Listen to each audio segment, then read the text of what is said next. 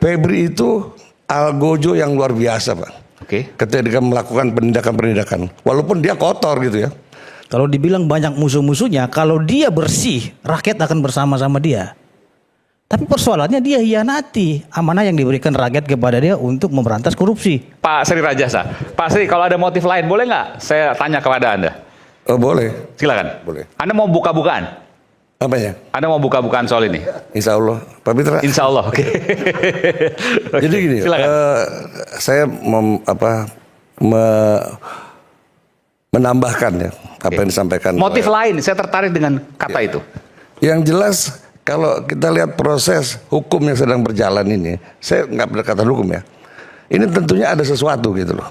Oke. Ada sesuatu. Mungkin ada motif politik di sana. Motif politik? Iya, karena gini, karena dia dari kacamata intelijen ya, saya bukan dari kacamata hukum. Ketika Febri ini begitu getol mengangkat kasus korupsi, kemudian membabat semua di Kasatgas PKH, pasti kan ada yang terusik, gitu loh. Sehingga terjadilah, apalagi kasus Febri ini seperti dikatakan Pak Bonyamin, ini persoalan sudah dari dulu polisi tahu. 2025 ya kan Pak? 24 katanya. Ya, waktu diikuti sama kalau itu Juli 2025. Ya itu 2025. Yang 2025 itu sudah tahu polisi. Berarti ada sesuatu kan. Nah, yang jadi masalah sekarang tadi seperti dikatakan Pak Profesor Mahfud MD, pengalihan ya, atau bukan pelimpahan perkara di mana Febri ini belum diperiksa sama sekali gitu loh. Kemudian langsung dialihkan ke Kejaksaan Agung. Jadi kalau saya lihat kasus Febri ini, yang penting Febri bisa diamputasi. Oke. Dia tidak ada kesempatan untuk jadi Jaksa Agung, dia tidak ada kesempatan lagi untuk melakukan. Apa pentingnya mengamputasi Febri? Jelas lah, karena kan lihat aja Febri. Saya lihat ya, Febri itu algojo yang luar biasa, Pak. Oke. Ketika dia melakukan penindakan-penindakan, walaupun dia kotor gitu ya. Nah, ini yang ditakutkan gitu loh, Pak. Apalagi sekarang kan. Algojo luar biasa tapi kotor, maksudnya gimana nih? Iya, Febri itu backgroundnya seperti tadi dikatakan kan, banyak juga dia memanfaatkan ya kan, peran atau kekuasaannya untuk kepentingan diri sendiri gitu. Tapi dia algojo luar biasa untuk kasus-kasus korupsi. Kita lihat aja ya kan, banyak sekali kemarin kasus Aseng, kasus Hamilton dan lain-lain ya kan, bahkan sudah dikeluarkan KPK, bisa dia tangkap langsung gitu. Terakhir BGN, kasus BGN. Pertamina, kasus BGN. Nah, pimpinan-pimpinannya semua. ini kan tentunya kan menimbulkan riak ya Pak. Ya, mungkin Pak Susno nggak ngomong tadi, pasti ini pasti ada gejolak, ya kan? Nah tentunya Febri bisa jadi ancaman, apalagi Febri digadang-gadang bakal jadi Jaksa Agung. Beliau udah dipanggil Presiden loh, saya ini berani ngomong di sini. Nah ini kan ada sesuatu yang gerah nih, kalau Febri jadi jalan pisaunya kayak gini, boleh jadi Jaksa Agung, ya Pak. Nah saya juga akan menambahkan kasus Asabri. Ini saya buka nih Pak ya. Karena saya langsung bicara dengan Bencok beberapa tahun lalu, berbicara dengan Legend Sony di Sukamiskin Pak, sama Pak Adam Damiri. Jadi dikatakan bahwa kasus Asabri, Febri itu benar-benar mengkriminalisasi 3 orang ini. Kasus Asabri itu? Iya. Dikatakan oleh Febri bahwa Asabri rugi 22 triliun. Saya nggak dapat pensiun Pak kalau 22 triliun. Beneran. Pak Ponto juga nggak dapat pensiun. Ya. Bapak juga kan. Nah, pada saat tahun yang sama, Asabri itu untung 3T. Dan itu pengakuan dari Sony, Direktur Asabri. Gitu, Pak. Nah, sebenarnya artinya berbalik dari rugi ke untung. Iya. Dikatakan oleh Febri rugi. Oh, oke. Nah, padahal faktanya untung. Ya. Faktanya siapa yang ngemplang di Asabri? Ya. Adalah perusahaan Lipo dan Erlangga. Siapa yang melakukan ngemplang di Jiwasraya? Bakri Group. Dan itu saya berdasarkan fakta, pengakuan daripada mereka. Tapi Anda menyebut ini punya konsekuensi? Oh punya, berani saya, nggak takut saya. Karena semua ini berdasarkan pengakuan Bencok, Pak Sony, ya. Dan dia siap untuk dikonfirmasi. Karena dia merasa sangat dikriminalisasi. Bayangin mereka 18 tahun seumur hidup. Hukumannya seumur hidup? Iya. Dan Bencok. Nah, apa kaitannya dengan FA, dengan Febri Adriansyah? Ya dia kan sekarang itunya, penyidiknya. Jadi ini serangan balik maksud Anda? Iya enggak, bukan serangan balik. Tapi kalau serangan balik dari kejadian kan ini nggak ada kaitan dengan orang-orang tadi, sulit untuk dibuktikan. Iya, Tapi bukan. jangan kemudian kita fitnah ini. bukan fitnah, ya kan? Tadi keterangan dari Pak Bonyamin, ini kan ada kaitan ke Asabri. Artinya saya tambahkan kasus Asabri yang terkait dengan Febri gitu loh. Iya, dan ini fakta saya bicara, bisa dikonfirmasi. Tapi kan spekulasi, artinya Bukan spekulasi. kalau Pak. ada bukti bahwa mereka ini punya aksi serangan balik, oke. Tapi kan nggak ada buktinya. Bukan saya nggak bisa serangan balik. Ketika polisi menggerebek rumahnya Febri, kemudian muncul kan Pak persoalan Asabri di situ. Nah, dari situlah akhirnya kita lihat bagaimana peran Febri pada saat persoalan Asabri gitu loh. Itu sangat-sangat, saya bilang kejam sekali udah. Itu aja. Ada banyak musuhnya FA di situ. Ya Dalam jelas lah Pak. Ya kalau misalnya mereka, Ya meskipun begini, untuk membuktikan bahwa iya musuhnya banyak, betul pasti yang namanya Algojo koruptor gitu kan. Iya. Tapi bahwa apakah koruptor itu melakukan serangan balik kan harus ada bukti. oh enggak, saya nggak bicara serangan balik koruptor. Saya menambahkan yang Pak Bonyamin katakan tadi bahwa Febri itu ada kasusnya di Asabri kan Pak, ya kan ada. Nah saya tambahkan nih persoalan Febri di Asabri gitu loh. Bukan saya bilang ada serangan koruptor, saya nggak bicara. Ini gambaran aja maksudnya. Iya. Oke. Nah kemudian kalau saya lihat dari proses hukum tadi ya, kemungkinan besar Febri akan lakukan Pra-peradilan. ya kan? Karena memang Dan kemungkinan akan bebas? saya nggak tahu persis, tapi yang jelas dia akan lakukan pra-peradilan. Nah, kemudian karena gini, lihat dari proses yang hukum yang sudah berjalan, ini sasarannya cuma Febri. Saya tidak melihat ada upaya Sasaran cuma Febri aja. ya, bagaimana mengamputasi Febri, gitu. Karena gini, saya tidak melihat ada upaya penegakan hukum dalam rangka pemberantasan korupsi. Kalau misalnya polisi kemarin tadi Pak, betul-betul mau memberantas korupsi, ditangani langsung. Ini akan membuka semuanya, karena ini harapan publik. Tapi tiba-tiba diserahkan ke kejaksaan coba. Polisi lepas. Ini kan satu persoalan. Lah, kalau diserahkan ke kejaksaan, ya sama saja memulangkan Febri yang udah cacat ke kejaksaan. Ya udah nggak perlu lagi. Jadi ini targetnya bagaimana Febri bisa diamputasi. Hanya Febri. Iya. Itu dari analisa intelijen Pak ya, bukan bicara hukum. Iya. Ya jadi sampai di situ kalau menurut saya. Nah tadi kalau bicara kunci mengunci, ya kalau di Intel itu semudah membalik telapak tangan Pak, ada sekolahannya. Jadi berbagai macam kunci apa segala macam. Berangkas tadi. Iya, apalagi berangkas. Berangkas paling gampang. Berangkas paling gampang. Iya, ketimbang kunci motor. Penggalangan tadi Iya. yang dilakukan. Oke, ada komentar soal itu silakan Bung Mitra. Baik, terima kasih Jadi Bang Arman. ngeri-ngeri sedap apa yang disampaikan oleh Bung Ya, Tri saya Rajasa. ingin menanggapi.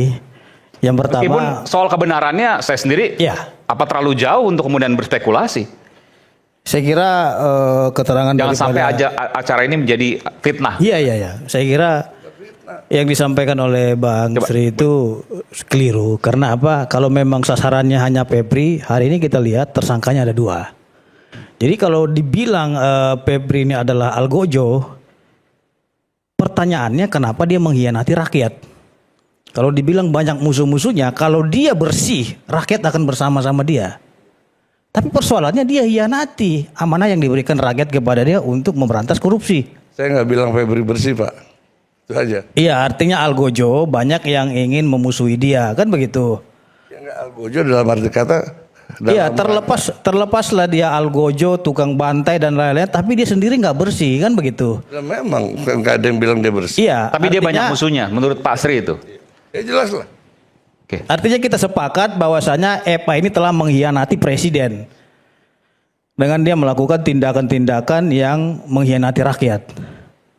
Bang Aiman, yang pertama saya ingin mengapresiasi Kortas Tipikor ya. Ini sebenarnya kasus ini dari 8 Mei 2024. Oke. Ya. 2 tahun persis itu. Iya, sudah tahun lebih diikuti bahkan. dan sudah dimonitor terus, kan begitu. Jadi ini kasus diselidiki juga- dari 8 Mei 2024. Iya. Jadi kasus ini Anda punya data valid soal itu ya? iya, jadi kasus ini nggak segampang apa yang kita pikirkan. Jadi Kortas Tipikor juga sangat hati-hati betul dalam menangani kasus ini. Oke. Karena apa? Karena di sini yang ingin ditelusuri itu dalam 3 kasus besar itu ada keterlibatan daripada aparat penegak hukum, seorang ahli hukum, kan begitu. Jadi kalau memang Kortas Tipikor kemarin tidak buru-buru mengamankan itu barang bukti dan 74 kg emas, saya kira itu akan hilang secepat kilat. Makanya mereka ini mengawasi dan memonitor kasus ini sudah 2 tahun lebih. Itu harus kita apresiasi, kinerja luar biasa daripada penyidik Kortas Tipikor dan bekerja sama dengan Polda Metro Jaya. Yang menjadi persoalan adalah saya ingin jawab daripada keterangan Bang Sri tadi, kenapa berkas ini dilimpahkan kepada Kejaksaan Agung, kan begitu. Jadi di dalam undang-undang tentang kejaksaan, di dalam pasal 8 ayat 5 itu dikatakan untuk pemeriksaan, pemanggilan, ya, penahanan dan tersangka harus izin Jaksa Agung. Jadi dilema juga nih Polri. Ya, kalau seumpamanya Polri tidak menyerahkan kepada kejaksaan, Nggak bisa ngapa-ngapain. wah, undang-undang mengatakan harus izin dulu ke Jaksa Agung. Kamu Walaupun siapa? proses penyelidikan dan penyidikannya di kepolisian. Itu bunyi perintah undang-undang kejaksaan. Ya kalau memang Anda keberatan silakan judicial review pasal 8 ayat 5 undang-undang kejaksaan. Nggak mesti harus minta persetujuan terlebih dahulu kepada Jaksa Agung. Maaf Bung Mitra, sudah Ya. diuji di Mahkamah. Oke, sudah diuji. Saya tahu Dan putusan putusannya MK nomor MK 67. Putusan mengatakan bahwa kalau pidana khusus maka tidak perlu izin Jaksa Agung. Yes. Sudah. Itu kan pengecualiannya. ini pidana khusus. Itu mak kursi kan pidana khusus. Iya, tunggu dulu. Saya kan belum selesai nih Oke, bicara. Makanya biar saya ingatkan. Tolong jangan dipotong dulu. Saya kan masih menjelaskan di sini. Oke. Putusan MK nomor 67 itu ada beberapa pengecualian. Kan gitu. Yang pertama tindak pidana khusus, ya. Yang kedua adanya Ini disebut khusus ini. bukti permulaan yang cukup, ya, kasus korupsi kayak Korupsi gini, khusus, ya. oke. Bukti permulaan yang cukup, 2 alat Iya, iya, bukti, betul. kan begitu. Dan dikhawatirkan si pelaku tersebut menghilangkan barang bukti. Itu poin-poin daripada putusan MK nomor 67 tadi. Hari ini banyak yang mempersoalkan antara penanganan yang dilakukan oleh Polri dengan tersangkanya itu adalah mantan Jampitsus. Orang menganggapan bahwasannya ini adalah perang bintang. Dan ini perang institusi. Ini juga yang harus dijaga oleh Polri. Jangan sampai orang menganggapan, oh ini adu kuat nih antar institusi. Padahal tidak. Yang dibantai itu adalah oknum. Yang kata netizen itu adalah maling teriak maling. Artinya dia memberantas korupsi padahal yang bersangkutan juga melakukan perbuatan tercela. Bagaimana didukung rakyat seperti itu? Kalau dia bersih, rakyat pasti akan mendukung dia 100%. Nggak usah dia takut musuh dia siapapun, mau koruptor dan lain-lain, pasti dukung rakyat. Dan saya yakin Pak Prabowo telah mengetahui ya langkah-langkah yang dilakukan oleh Kortas Tipikor ini. Dan Pak Prabowo juga saya kira ini sangat kaget sekali ketika ditemukan uang dengan total 543 miliar. Bang Aiman, dari 3 kasus yang diusut oleh Kortas Tipikor, total kerugian negara itu mencapai kurang lebih 34,6 triliun. Oh, ini yang sekarang ini. Keterangan daripada Per hari ini. iya 34,6 triliun. Sebentar. Dalam Dari kasus 3 kasus itu potensi kerugian negara. potensi kerugian negara. Iya. Bahwa yang disita sebanyak 543 miliar. termasuk 74 kg tadi. Iya, Di luar artinya, itu kan. artinya Bang Aiman, yang baru Potensi ditemukan kerugiannya itu 34 triliun. 34,6 triliun. Oke. Artinya Bang Aiman, yang baru ditemukan dalam kasus ini baru 1,57%. 98,sekian% lagi sebesar 34,057 triliun itu belum ditemukan. Ini bagaimana nasib statusnya? Gitu loh. Jadi saya juga di sini membuat diagram praduga tak bersalah. Mungkin bisa ditampilkan dulu nih. Oke, silakan. Ya. Ini diagram praduga tak bersalah. Sambil kita putarkan. Mungkin bisa diputar dulu. Oke. Ini yang petisi Ali buat. Oke, soal apa ini? Ini soal bagaimana kasus mereka ini? melakukan suatu perbuatan berdasarkan pendapat dan pandangan petisi Ali. Oke? Iya. Kita Ini kasus telah ini ya, memetakan Fani di Febri sini Adriansyah. Ada, saya tidak menyebut nama dulu ya, karena ini temuan kita. Di sini ada FH, Ini eksklusif nih. NH, Bung Pitra, ini PR. belum pernah diungkapkan sebelumnya? Belum baru Eksklusif, di oke. rakyat bersuara. Dan ada lagi nanti lebih eksklusif lagi surat dari seseorang kepada Oke. rakyat bersuara. Dan ini nanti akan saya bacakan Nanti di segmen Ya. berikutnya, oke. Jadi Oke, kita tahan dulu ya. Ya. Saya coba untuk jelaskan ini selepas jeda.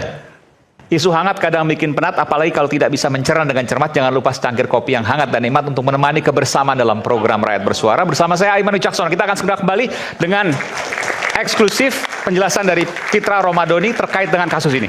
Sesaat lagi.